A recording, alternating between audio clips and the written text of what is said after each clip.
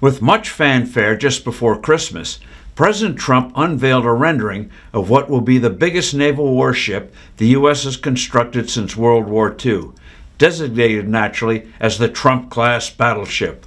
Unfortunately, the effort will divert resources badly needed elsewhere for our defense.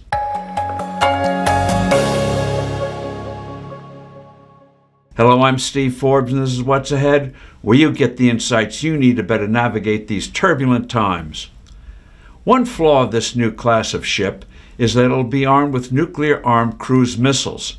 Trouble is, this projectile can't easily be distinguished from a non-nuclear one, which could lead to a ghastly error in mistaken identity in a confrontation. But the major deficiency is that such a vessel will be vulnerable to blistering missile attacks the way once mighty traditional battleships became highly vulnerable to attacks by aircraft.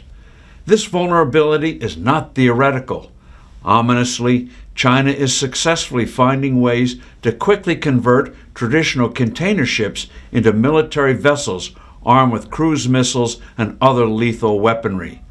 Such transformed missile launchers will wreak havoc. China's maritime fleet is growing and numbers nearly 800 vessels. In other words, the number of Chinese naval ships could be substantially expanded in quick time at a cheap cost. Moreover, Chinese yards are constructing ships for foreign customers. Beijing, then, has the capacity to substantially increase the number of vessels for its own purposes. Meanwhile, the U.S. is having trouble building traditional military weapon systems.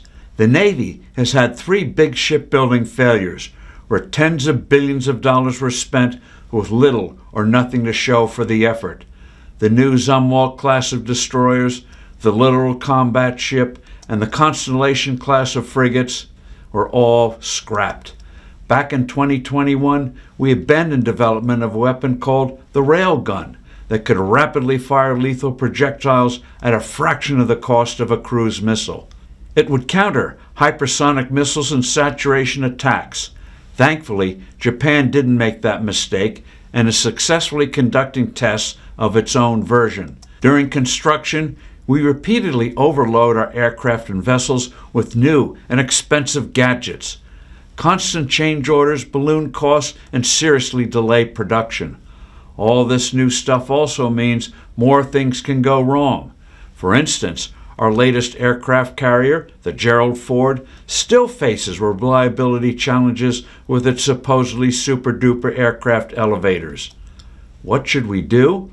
Well, focus on weapons that would seriously damage a Chinese amphibious assault on Taiwan, and if necessary, block Chinese exports and imports with the rest of the world. That means a far more serious program of building stealthy assault submarines, unmanned floating devices that can attack Chinese vessels attempting to cross from the mainland to Taiwan, develop the ray gun, and more long-range missiles placed on multiple platforms.